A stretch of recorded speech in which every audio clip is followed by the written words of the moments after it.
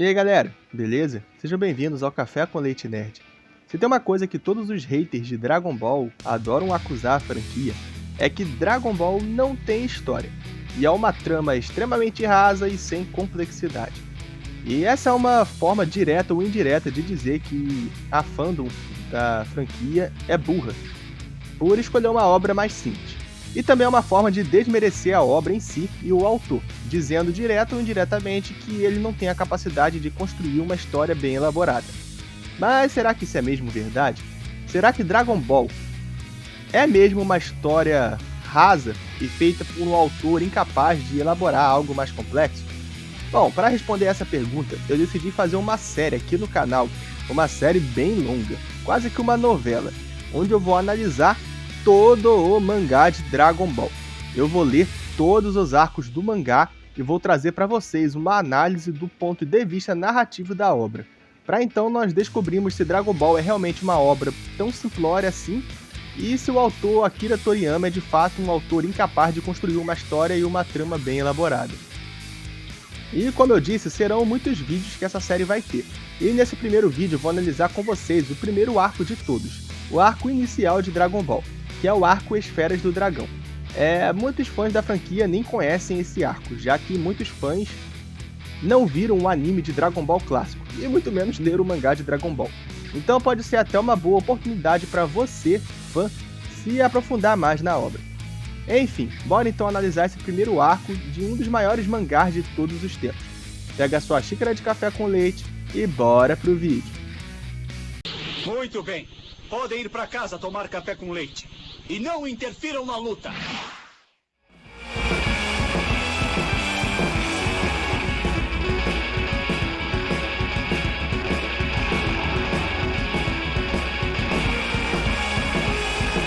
O primeiro arco de Dragon Ball vai do capítulo 1 ao 23, e ele consiste na primeira grande aventura da série, que é a busca pelas Esferas do Dragão, de onde o nome da obra vem.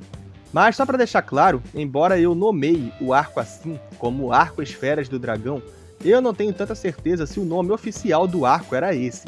Mas foi uma nomenclatura que eu escolhi porque achei legal, e é mais fácil analisar a obra separando ela por essas partes. Mas beleza, bora começar.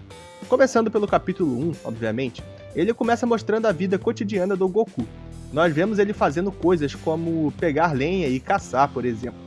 E nessas atividades nós já vemos logo de cara duas características principais do personagem, que é a sua habilidade em artes marciais, quando ele vai pegar a lenha, e a sua cauda, quando ele vai pescar. Essas são duas características bem importantes do Goku, e que vão ser mais trabalhadas tanto no decorrer desse capítulo quanto no decorrer do arco inteiro. E depois nós temos a chegada da Bulma, onde nós vemos mais uma característica do Goku, que é a sua inocência, a sua falta de habilidade social, e o seu desconhecimento de coisas comuns, como um carro, por exemplo. E nós também já começamos a conhecer a personalidade da Bulma, que é uma menina bastante inteligente, mas maliciosa também. E eventualmente nós também somos introduzidos à trama principal, a busca pelas Esferas do Dragão, que é explicada pela Bulma. Interessada na força do Goku, a Bulma chama ele para aventura e o convence a ir. Então logo no início da jornada ela já é atacada por um dinossauro que é derrotado pelo Goku, evidenciando mais uma vez a força escabrosa do menino.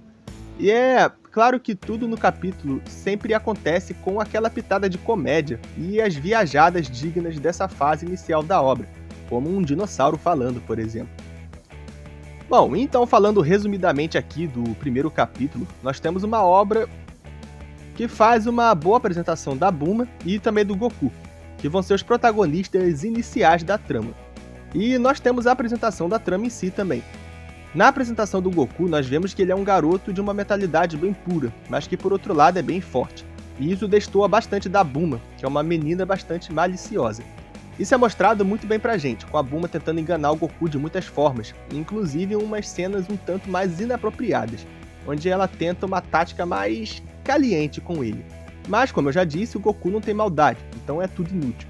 E a Bulma precisa convencer ele de outra forma a dar a sua esfera do dragão para ela, que é trazer ele com ela para a aventura para conhecer o grande dragão dos desejos. E esse primeiro capítulo é bastante simples, fácil de entender e direto ao ponto. Os protagonistas são rapidamente apresentados, assim como a trama também. Aqui o Toriyama já deixa o leitor dele completamente ciente de tudo que ele vai ver daqui para frente, pelo menos por algum tempo, já que a obra muda muito, no decorrer do tempo. E esse capítulo 1 segue bastante aquele modelo da jornada do herói, ou Kishotenketsu, se formos pegar o padrão japonês, mas que na prática é quase a mesma coisa. E nesse modelo o herói, que no caso é o Goku, vive a vida dele tranquilamente. Daí vem o chamado para aventura, que é a chegada da Bulma, que vem para tirar ele da zona de conforto e levá-lo para a jornada. O herói nega a jornada, mas então ele é convencido de alguma forma aí. E é um tipo de técnica bem conhecida de escrita, e até bem manjado hoje em dia. Mas levando em consideração de que essa é uma história feita nos anos 80, poderia não ser tão manjada assim na época. Eu já não sei porque eu não estava vivo lá. Mas então esse é o capítulo 1 de Dragon Ball, que falando do ponto de vista narrativo, é sim bem construído e apresenta muito bem o estilo que a história vai ter. Mas agora que eu já dei uma boa ênfase ao primeiro capítulo, vamos ir falando do arco de forma geral. Depois da partida do Goku e da Bulma, uma série de pequenas aventuras vão acontecendo. Em uma delas, o Goku acaba ajudando a tartaruga do Mestre Kami, então acaba ganhando a nuvem voadora, além de conhecer o seu futuro mestre. E depois tem o caso em que ele se encontra com o Long. Depois acaba conhecendo o Yantia e o Pual. E ele acaba conhecendo a Tite também, que seria sua futura esposa.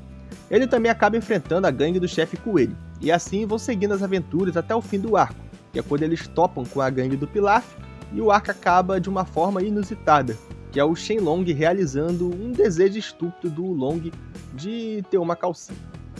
Eu resumi bastante as aventuras porque não tem tanta coisa assim para falar delas individualmente. Basicamente, todas as aventuras seguem um padrão, que é uma história pequena, que se passa em 2 ou 3 capítulos e mais voltada para comédia. Lendo o início de Dragon Ball, é muito notável a mudança gigantesca que a obra sofreu no decorrer do tempo.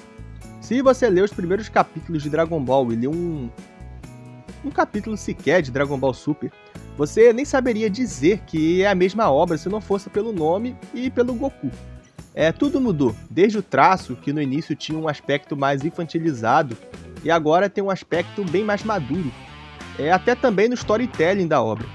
No início de Dragon Ball, o modo de contar as histórias da obra era muito diferente. Hoje em dia, os mangás têm sempre que pôr uma pequena ou grande plot twist no fim dos capítulos, um fato mais sensacionalista, entre aspas, para dar aquele gancho no leitor para o próximo capítulo. Além do que em todo capítulo tem que ter algum tipo de avanço para a história, alguma coisa, entre aspas, espetacular. Porque se não tiver, o fã cai em cima matando. Mas no início era completamente diferente. O Toriyama não se importava nem um pouco em perder páginas e mais páginas com assuntos mais bobos possíveis, como a Bulma causando diarreia no Long, ou os vários e vários comportamentos inapropriados de quase todos os personagens. Inclusive, como eu já disse, isso é algo muito presente no início do mangá, a comédia. E se fosse para definir o que Dragon Ball era no seu primeiro arco, seria um mangá de comédia. Mas a comédia aqui no início é bastante peculiar, e tem um teor sexual muito grande. As coisas que acontecem aqui podem ser inapropriadas se a gente for pensar que claramente é um mangá para crianças. Mas isso ser considerado inapropriado hoje em dia não quer dizer necessariamente que era inapropriado para criança japonesa lá nos anos 80. Eu não sei como era essa cultura lá naquela época, mas aqui no Brasil a nudez era bem mais presente na TV, principalmente nas novelas. Então provavelmente esse tipo de humor funcionava bem para a época lá no Japão. Até porque o mangá de Dragon Ball vendia muito, então se não fosse considerado apropriado na época, com toda certeza teria sido barrado. Mas se vocês querem saber a minha opinião, eu não gosto, principalmente nas partes que envolvem o Mestre Kami. Não me agrada a ideia de um homem idoso aliciando menores e isso ser tratado como uma coisa engraçada, ainda mais é uma obra infantil. Mas isso também era um fator cultural japonês na época, já que até pouco tempo atrás, essa importunação de menores, se é que vocês me entendem, não era tão mal vista assim naquela sociedade. Mas pelo menos esse foi um tipo de humor que foi sendo cada vez mais deixado de lado na série, como nós vamos ver no futuro. Mas por outro lado, Dragon Ball tem um grande lado pedagógico, isso nós vamos ver principalmente na próxima parte. Mas até aqui nesse primeiro arco nós podemos ver isso. Um exemplo é quando o Goku decide ajudar a tartaruga, o que por si só já mostra a bondade do personagem. E depois vemos a recompensa por isso, que é quando o Mestre Kami decide dar a ele a nuvem voadora, e só quem for uma pessoa boa e pura vai poder voar nela. E esses são alguns exemplos desse lado mais pedagógico do mangá, que trata da recompensa de ser uma boa criança. Sendo assim, embora a história tenha esse humor meio esquisito, ela também tem um grande lado pedagógico, conseguindo ser uma história que do jeito dela diverte os leitores, mas também ensina coisa para eles. E isso é um fator muito importante para uma história infantil. Da trama de forma geral, era isso que eu tinha que falar. Agora, deixando de generalizar a trama e falando mais sobre os personagens, todos eles tiveram os seus arcos individuais completos nesse primeiro arco. A Buma era uma menina que queria um namorado e pediria isso ao Shenlong, mas ela conseguiu um, que foi o Yantia, e nem precisou do Dragão dos Desejos para isso. Yantia era um cara que tinha um problema em lidar com as mulheres, ele era muito tímido perto delas, e considerava isso um mal terrível, então pediria ao Shenlong para tirar essa vergonha dele, mas a sua convivência com a Buma tirou isso dele. O Long não tinha um objetivo tão centrado assim, ele estava mais ali porque estava meio que obrigado e também por curiosidade. Mas no fim ele foi saciado quando pediu a calcinha pro Shenlong. E por fim o Goku viveu a aventura que ele queria viver, e isso por si só valeu a pena, como ele mesmo refletiu no fim do arco. Mas não foi só isso, ele também teve uma parte importante da sua história desvendada. Primeiro descobriu-se que tinha algo de importante por trás do rabo do Goku, que era uma característica bem diferenciada do personagem observado o tempo todo no decorrer do arco. Então descobrimos que ele se transformava em macaco gigante quando via a lua cheia, e foi ele o responsável pela morte do seu avô, que foi outro fato muito falado no decorrer do arco também. Então, veja que toda a história em si se concluiu praticamente sem pontas soltas. Outra coisa muito bacana aqui é que os personagens secundários têm importância na trama. Por exemplo, o Puol e o Long são super fracos, mas eles tiveram uma grande importância narrativa, impedindo o Pilaf de dominar o mundo, ou também quando o Puol cortou o rabo do Goku para fazer ele voltar ao normal, salvando todo mundo ali junto com o Yantia. Eu gosto muito disso porque conforme a escala de poder da série foi aumentando, isso foi se perdendo, então eu dou bastante valor quando eu vejo isso aqui. Uma coisa interessante que acontece e que me chama muita atenção é um momento em que o Long questiona se o Goku era um alien, e eu achei isso muito engraçado. Eu não sei se foi da tradução ou se isso estava no original mesmo, mas se tiver, fica aquele questionamento. Será que o Toriyama já pensava em algo alienígena para a origem do Goku? Eu não sei, galera. Eu chutaria que essa coisa toda de raça Saiyajin ele inventou bem depois mesmo, naquela trama toda do Raditz, etc. Mas pode ser que, mesmo não tendo a história dos Saiyajins concebida nem nada disso, ele já tinha uma ideia de que o Goku, de alguma forma, seria um alien.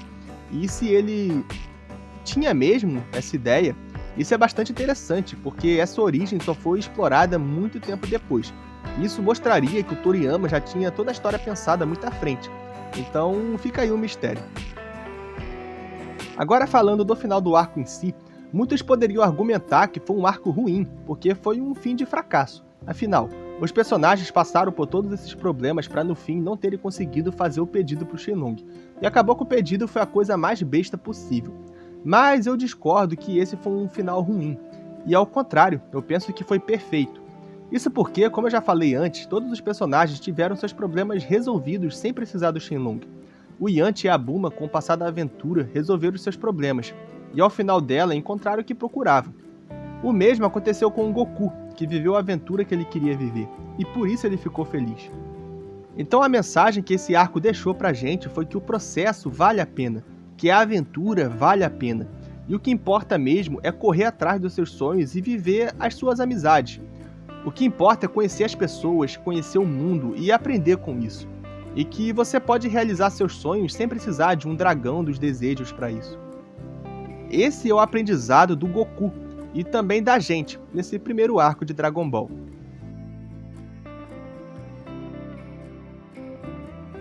E essa foi a minha análise do primeiro arco de Dragon Ball.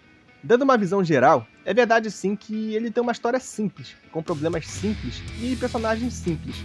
Mas essa foi uma história construída para as crianças, e tudo nela deixa isso muito claro. Mas apesar de a história ser simples, ela não é construída de uma maneira ruim, pelo contrário, o Akira Toriyama consegue passar muito bem o que ele quer, e de uma maneira muito boa, digna de um mangaka do seu calibre. Foi uma leitura bastante interessante para mim. Não é uma história profunda nem nada disso, mas que serviu muito bem para me entreter, então cumpriu o seu propósito. E no fim das contas passou uma mensagem interessante no seu final. Eu espero que vocês tenham gostado do vídeo, e mais pra frente eu vou estar trazendo aqui no canal a parte 2 dessa série, analisando o segundo arco da história. Para não perder quando sair esse vídeo, se inscreve no canal porque você vai estar recebendo a notificação quando o vídeo sair. E também aqui vai ter muitos vídeos de Dragon Ball para vocês assistirem e se divertirem. E não só de Dragon Ball, mas de outros animes e mangás também. E agora vai estar aparecendo na tela para vocês alguns vídeos de Dragon Ball aqui no canal. Clique no que vocês acharem que vai mais interessar vocês e fiquem mais um tempinho aqui com a gente. Até a próxima, galera!